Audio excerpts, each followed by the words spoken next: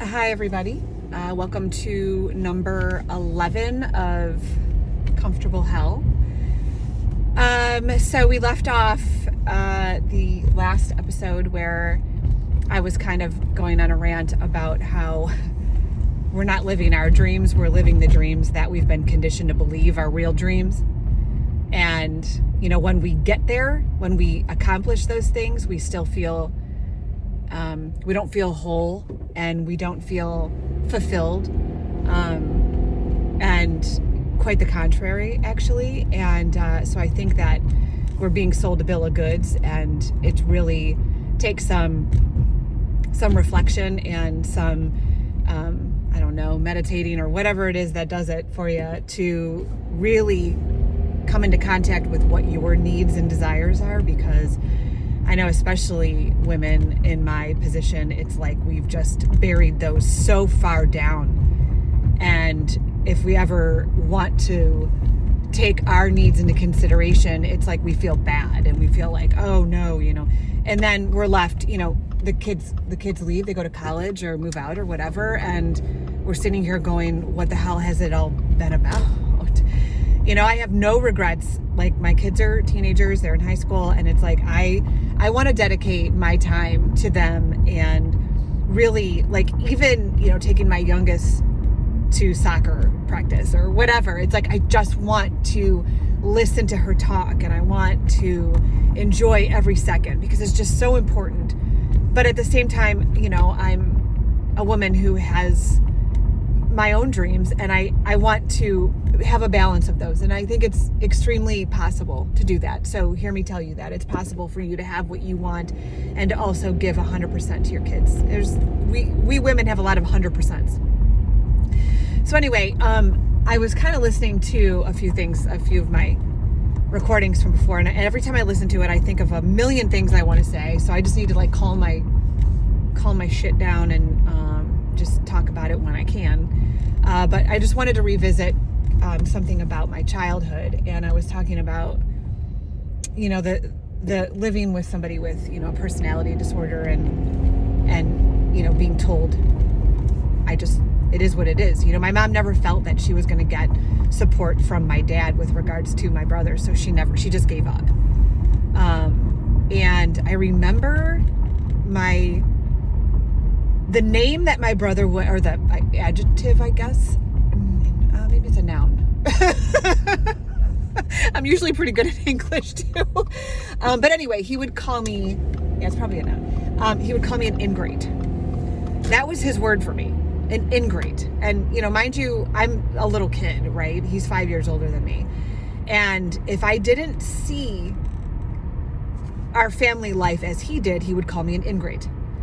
And so I'm, you know, 8 years old, whatever. And, you know, there was a time, I remember this one time, I was probably about maybe 10. And I went into my mom's room because I was bored and she was in there doing something. And I, you know, she was cleaning or something. And so then I walked out, and all of a sudden she starts yelling at me. And I was like, what? And she was like, I told you to pick up the shirt you dropped on the ground. Evidently I dropped one of her, or when I sat on the bed, maybe one of her shirts fell off the bed.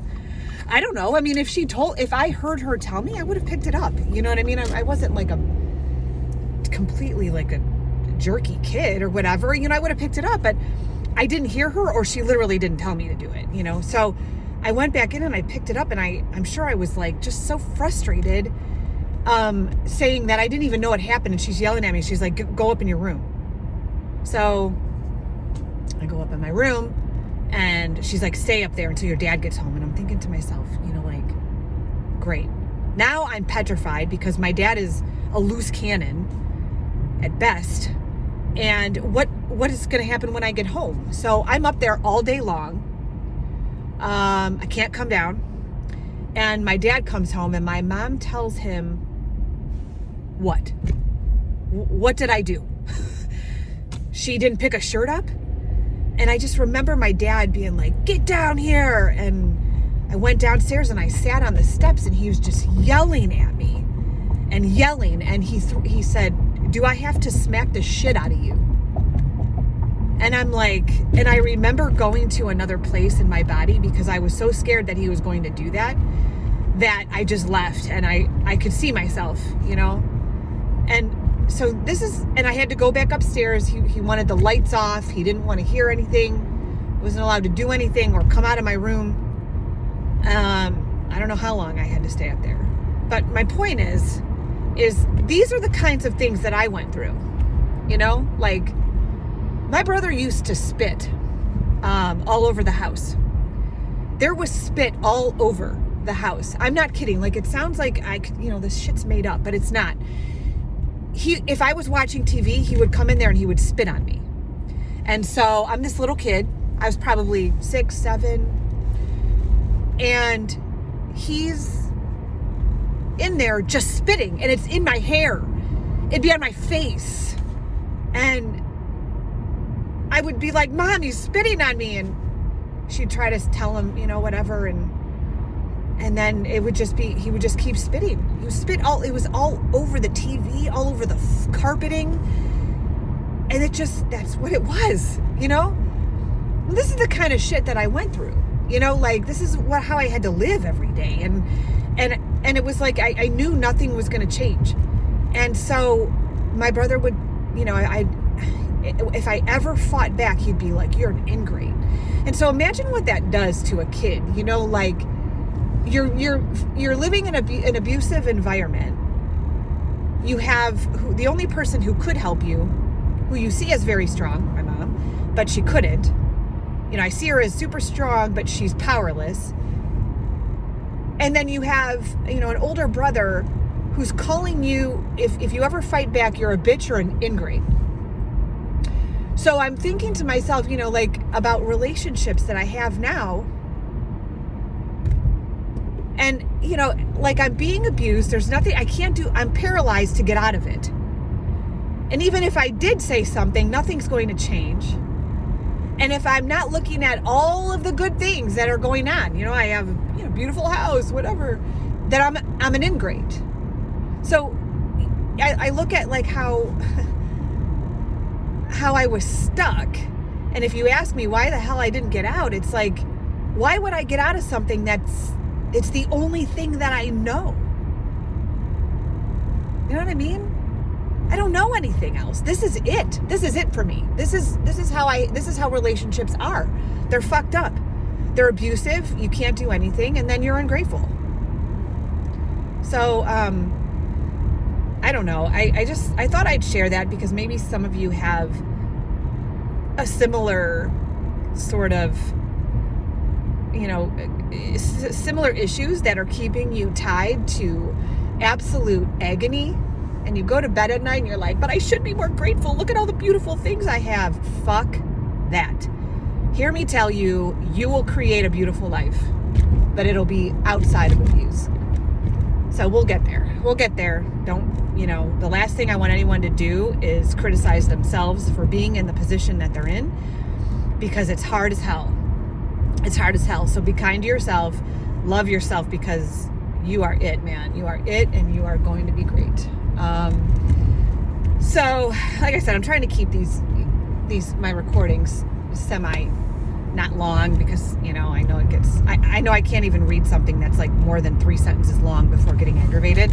So I hope that I'm keeping you interested. What I wanted to start moving on to was more of the red flags, actually. So it's like kind of whatever comes up in my head is what I want to start talking about, and that whole thing about my childhood was one of them. But I also want to talk about the myriad of red flags that were going on in the second year of my relationship. So we had moved in together, right? Living in this small space, saving money. I know what else I wanted to say. So in my last recording, it was my last one, wherever I was talking about financial abuse and how it all started for me, and how I combined my savings with him, and I sold all of my couch, my couches, my bed, or the kids' beds, my furniture, everything. I sold it while he helped me sell it on Facebook, and I split the money with him. Okay, so dumb, right? A lot of dumb things. And then he was the one who had debt, and I helped him pay off his debt. So while we, you know what I mean? And it was under this guise of like, well, you're going to build you're building a relationship, you're building this foundation, you need to help each other. Well, where was the part that I was being helped? Like I came into it with no debt and I'm helping him pay off his debt. Again, if you asked him, he'll tell you, well, I made more. Like it was, she couldn't afford the lifestyle. Well, of course not, fuckface. I mean, like we're building a lifestyle together. I'm helping you pay off all your debt. I helped him pay his car off. He did that with me. He didn't do that by himself. He did that with me, right? He wasn't doing it before he met me, but when we moved in together, we could do that. So whatever. One thing that I have to say is if you're entering into a relationship and this person, one thing you have to talk about is finances. You have to talk about it. And get your shit together, get it together, get yourself in a place where you feel good, and supported alone. I don't know how that looks. I used the Dave Ramsey method and it worked for me, but then I also began to be controlled and abused by it. So you just got to be careful. But I loved his method in getting out of debt and getting savings and all of that stuff. It was amazing. So you find whatever works for you, but it's so important that you are financially secure to some degree on your own, and you keep your own checking account, you keep your own savings. You keep your own things. Have yourself. Don't just give up yourself. And for sure, if you're dating somebody that's in debt, you don't share any of that until that person gets themselves out of debt. So maybe that's your boundary where it's like, okay, like, listen, we have something really great here, but you have a lot of things to pay off. So why don't you start working on that? We'll date, we'll get to know each other more, and you can start working on that, before we, if we want to buy a house together, whatever. It's like, that should never be the case where one person is paying off someone else's debt, where you're, helping with that. Unless you feel like you make tons of money and you really love this person. You're like, I don't give a shit. I got tons. Okay, well, great. That's fantastic. But just know that shit comes back. You think you know somebody and you really don't. You really don't. And so I just feel like it's, it's just important. It's really important to have your own security and know that you can do things on your own. And you're not willing to go and pay off, you're not willing to go into debt with someone. It's just not right. And if it's meant to be, not to sound cliche, like it's going to happen. That relationship's going to happen, but you want it to be where it's, nobody's regretting something or nobody's like, saying, I did this for you, tit for tat bullshit. It's like, just feel good on your own first. So, that kind of didn't go where I was planning on it going, but I think it was very important nonetheless. Hope it helps you. Bye, y'all.